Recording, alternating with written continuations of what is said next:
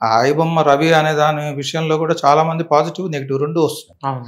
ఎందుకంటే సినిమా వాళ్ళు చేసింది కూడా తప్పు ఉంది దానిలో మనం ఓకే. చెప్పుకోవాలంటే. ఇప్పుడు ఒక సినిమాకి వెళ్ళాలంటే నేనే 10, 12 ఏళ్ళు అయింది సినిమాకెళ్ళి. ఎందుకంటే సినిమాకెళ్ళాలంటే 2000, 3000 రూపాయలు పెట్టుకొని వెళ్ళాల్సొస్తుంది. అవును. ఒక పెద్ద ఐమాక్స్ లాంటి పెద్ద థియేటర్‌కెళ్ళాలి. ఆ టికెట్ ఒక 500 ఉంటుంది. అక్కడ చిన్న పాప్‌కార్న్ ఉందని ఒక పెద్ద డబ్బా ఇస్తాడు. అదొక 500. అవును. వెళ్ళటానికో 500, రావటానికో 500. అవును.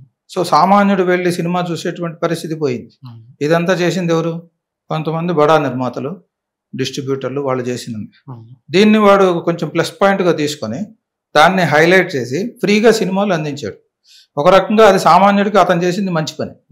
కాపోతే ఏంటంటే సినిమా వాళ్ళకి దానివల్ల కొద్దిగా నష్టం అనేది జరిగింది. మనం అది కూడా జరగలేదని అనుకోకూడదు. అందుకని ఏంటంటే ప్రతి దానిలోనూ పాజిటివ్, నెగెటివ్ 2 ఉంటాయి. సామాన్యుడు సినిమా చూడగలిగాడంటే అది వాడి గొప్పతనం. ఇప్పుడు సినిమా వాళ్ళు సామాన్యుడికి సినిమా చూపించట్ల. ఎంతసేపు ఏంటంటే ఫస్ట్ ఏదైనా మంచి పెద్ద హీరో సినిమా రిలీజ్ అయిందంటే ఇంకా టికెట్లు పెంచేస్తారు. వాడు మొదటి వారంలోనే కలెక్షన్ మొత్తం లాగేద్దామని చూస్తారు. సో, వాళ్ళ స్వార్థానికి వాళ్ళు చేస్తున్నారు. వీడి స్వార్థానికి వీడు చేసాడు. తప్పే ఉంది దానిలో. దాన్ని అంత రకంగా నెగిటివ్‌గా తీసుకొచ్చి పెద్ద పెద్ద ఇప్పుడు ఏంటంటే అంత బడాబాబులది ఎక్కువగా నడుస్తుంది.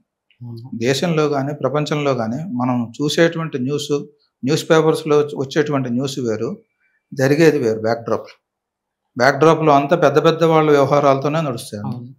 సో, అది ఏంటంటే సామాన్య మానవుడికి అర్థం కాదు. ఇప్పుడు ఐబొమ్మ రవి దొరకంగానే వెంటనే పెద్ద ప్రెస్ మీట్ పెట్టేశారు.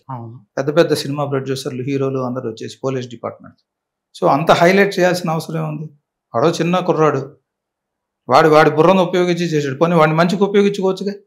ఒక మంచి పోలీస్ డిపార్ట్మెంట్‌లో వాడికి మంచి ఉద్యోగం ఇవ్వండి. ఆ టెక్నాలజీని యూజ్ చేస్తాడు. ఇప్పుడు ఈ సైబర్ క్రైమ్, ఆన్‌లైన్ మోసాలు చాలా జరుగుతున్నాయి. దాన్ని అరికట్టేందుకు వాడిని వాడుకోండి. ఇలాంటివి చేయరు.